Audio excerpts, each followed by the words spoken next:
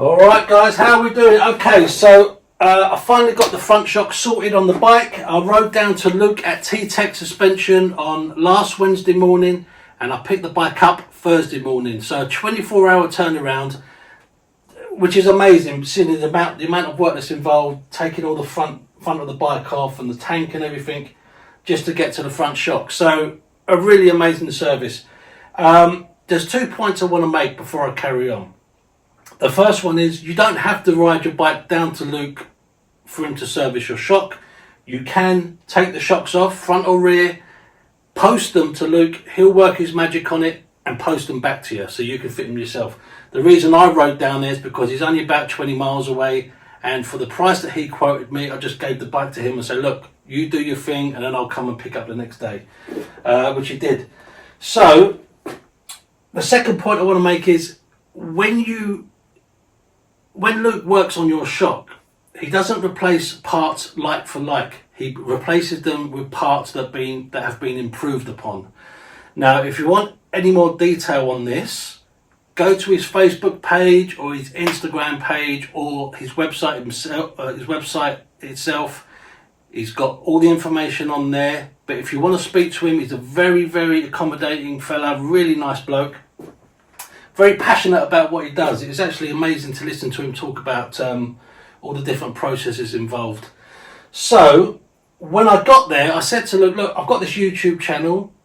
If you want to do any filming about the whole process from beginning to end, any bits you want, talk about it, whatever, go ahead and do it. Send me the footage and I'll splice it all together in a video. And he's very kindly done that for us. So he's supplied quite a bit of footage, which I'm going to show you in a minute when I shut up. There's a part, so basically Luke's going to introduce himself, take the bike apart, show the whole process from beginning to end. It's really, and he's got an amazing workshop, so it's really pretty interesting to see. But there's a part in the end, and I'm going to show it to you at the end of the video, where he puts the bike on the centre stand before the shock has been serviced. And as he takes the bike off the centre stand, he films it in slow motion, and you can see the rebound, like the bounce on it, as the bike as the shock comes to a sort of standstill. So what I did is when I got the bike from him, I did the same test again and also filmed it in slow motion. So you're going to see a before and after sort of in action, and it's a good visual representation of how the bike feels when it's got no dampening in it. Honestly, it's like a bloody pogo stick. It's mad, it is. So this bike is, compared to what it was like before I got it serviced, is night and day. Luke did an amazing job. So listen, I'm going to hand you over to Luke now because I've waffled on enough. Luke, listen mate, thank you so much for doing all the filming and all this sort of stuff and getting all the footage out for me. Like I said, all links will be down below. I'm just going to hand you over to Luke. Cheers guys, take care. Hi, it's Lucas from T-Tech Suspension. We've got this 2016 R1200 GSA. A front shock failure, 38,000 miles. How to test it? Maybe we're going to start by shaking the bike. The oil leak is obvious at this point, but sometimes you cannot see any oil leaking. So the ignition is off, and then we can just push on the bike. And on the rebound, there is no rebound, so we get a lot of knocking. If I put it on the center stand,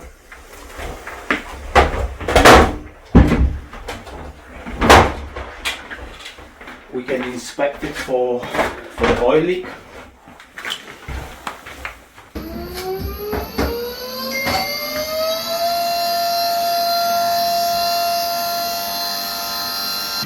We can inspect the shock a bit closer. The first sign, it will be the oil on the shaft, which is really hard to see. We grab the light.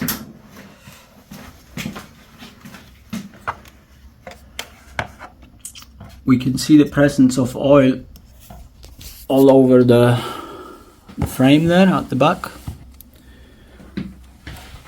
And also there will be the oil dripping here, but it's already gone.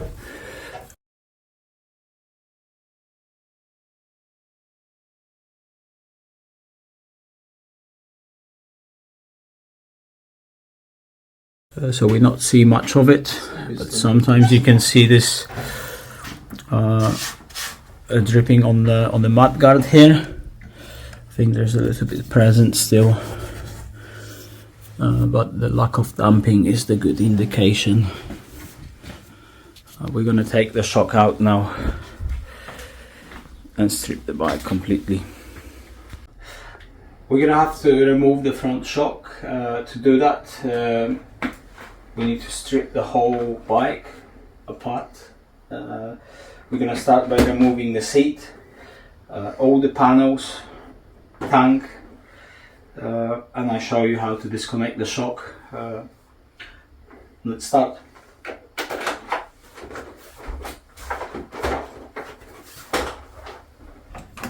T25.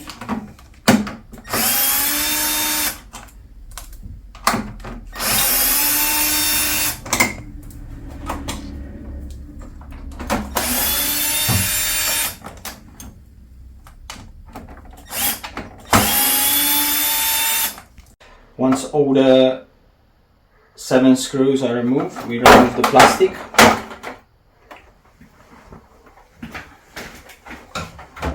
There is 2 T40 Torx 40 to remove the bars.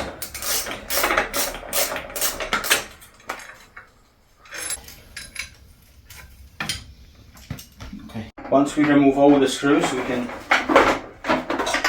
remove the plastics. Once we remove all the plastics, we need to remove the tank.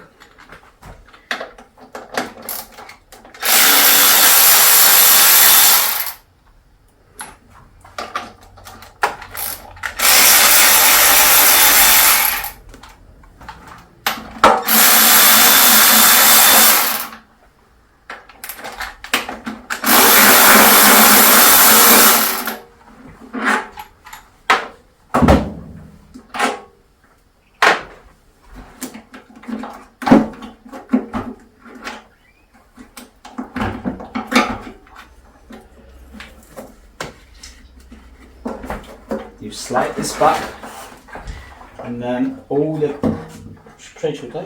come over here, my friend. We need to disconnect all the tubes, and also we need to disconnect the keyless ride cable, along with all the pressure lines and the cables. Okay, so now we're going to remove the tank.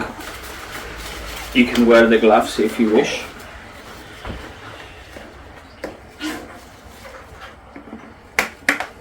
You need to disconnect the cable from the plug.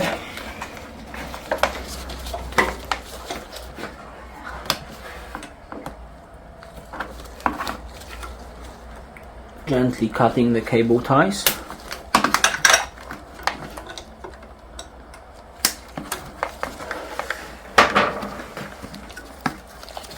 Depress this and slide. Tak będzie paczka z tego. Ja tu nagrywam wideo, to dzięki.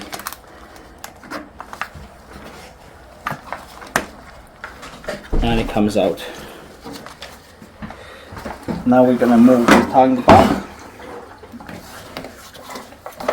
and also pull the connectors out. I have a little tap on the back of it. Zatrzymaj. Daj zbliżenie tu. There is a little tap here. Daj tyłu troszkę, bo nie widać. Nie widać na wideo. Czekaj, weź palucha. No. We just need to release and pull.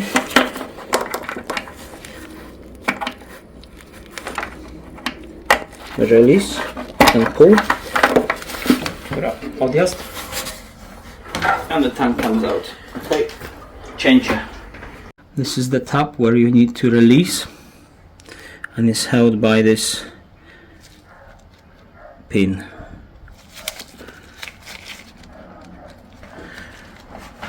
We need to gently push here and wiggle the intake pipes out on the both sides.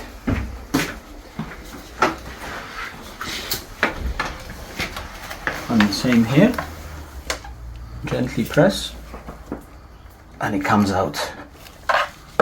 And there is the same mechanism on the bottom. And they come out like that. For us to get to the top bolt, we need to loosen up the airbox.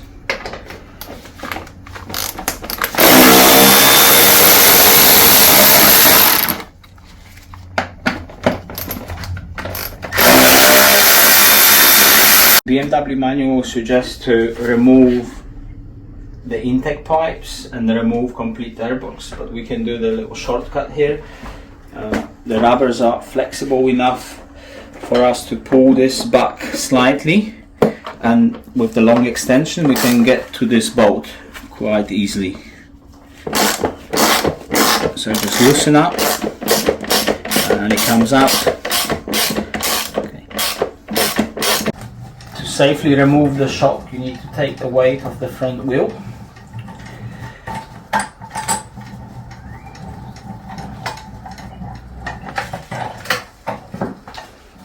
Just off the ground. Now we can remove the bottom bolt. T50.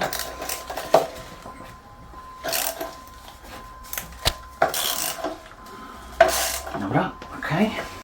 Once we have all the bolts loosened up, now we can take the bottom bolt out with just a gentle movement. And once that's out, we can take the top bolt out, but we need to hold the shock at the same time.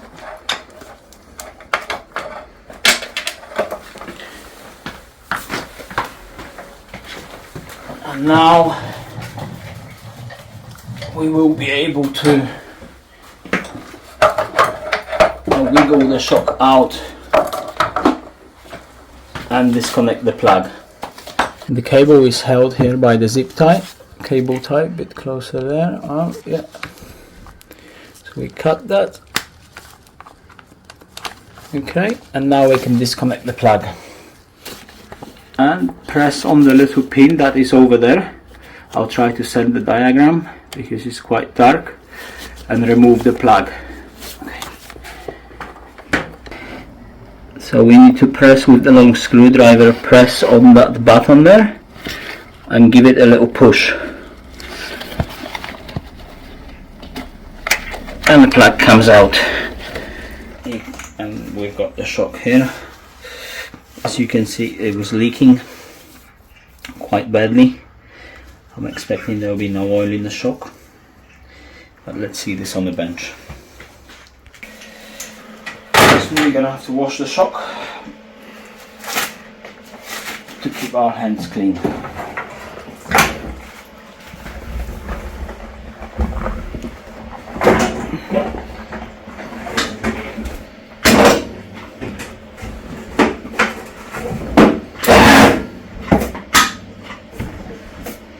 Failure.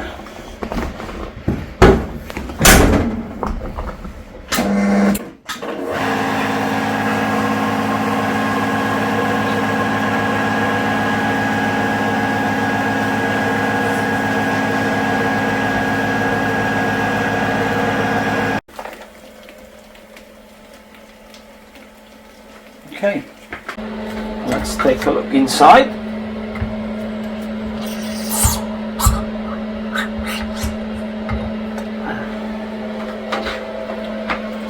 Let's see what we have. There is a massive shaving.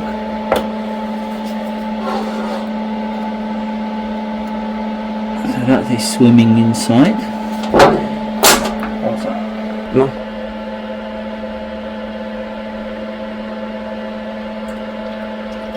We have a little bit of oil left, about 150 ml.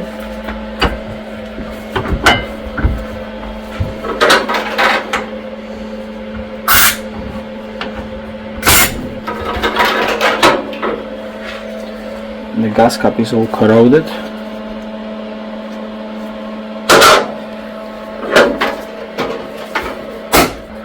Jedzie.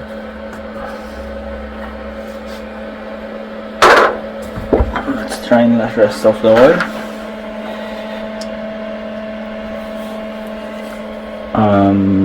The valve is already pushed out from the seat, but we need to remove the reservoir and install the special piece to fix the problem. Okay, let's get to it.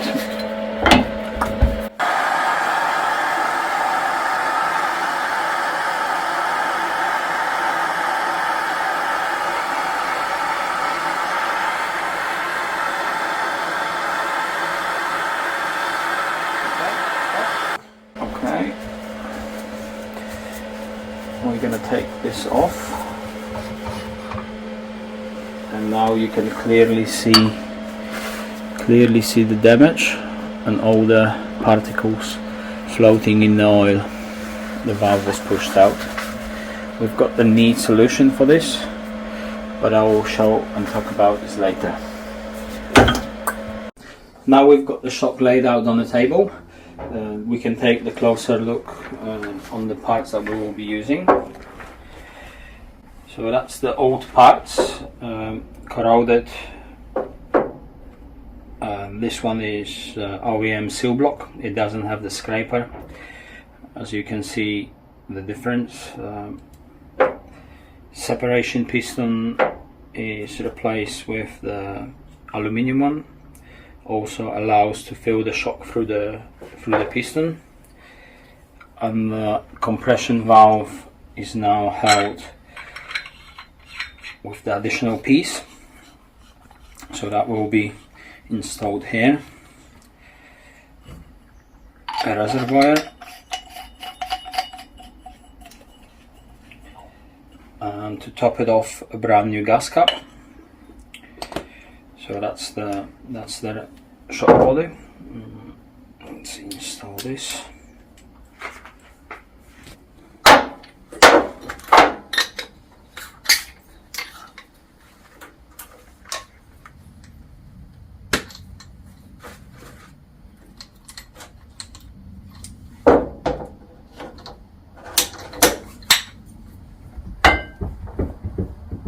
Okay, and we're ready to fill the shock. Okay, pause up. We are now ready to fill the shock.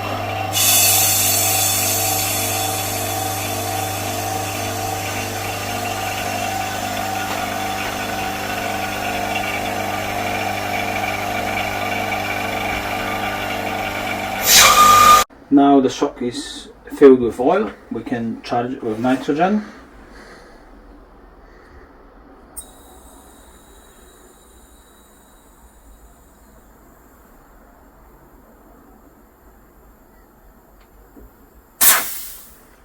Okay. Leci.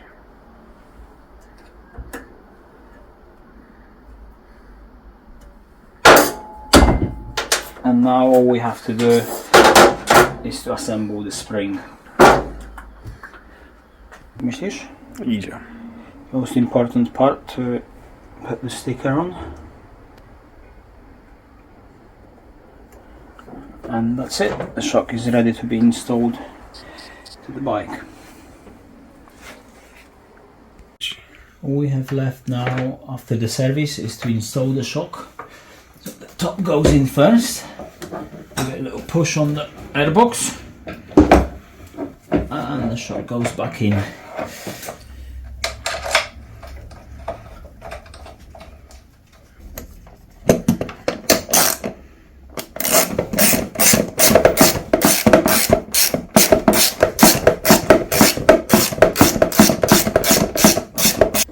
Leci.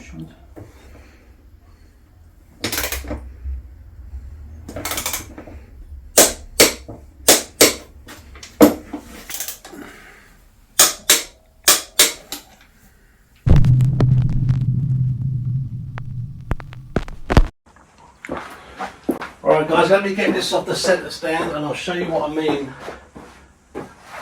about the before and after. Right. Oh, yeah.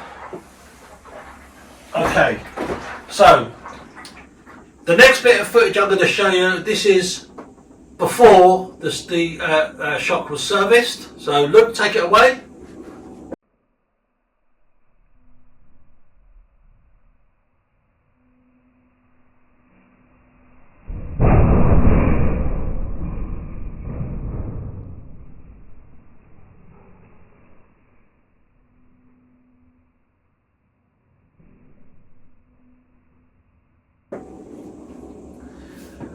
And now that the shock has been serviced, this is the difference.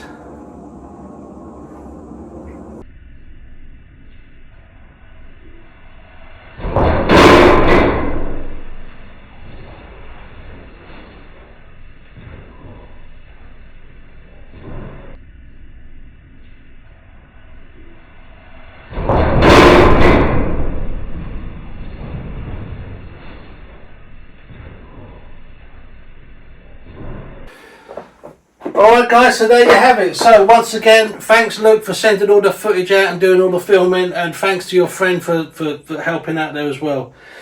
So, now the funny thing, Luke actually said to me, the thing with GS shocks is they tend to go around 30,000 miles. Now this bike has done 38, and sure enough the front has gone. So I'm going to get the back sorted soon, probably before it actually goes, just so everything's all done and balanced. So yeah, that's it. Hopefully that was of some use to you. If you're thinking about getting your shock done, I cannot recommend Luke enough. You only got to check out his Google reviews. The guy's got all 5 stars. So yeah, Luke, thanks mate. That's it. Take care guys. See you later.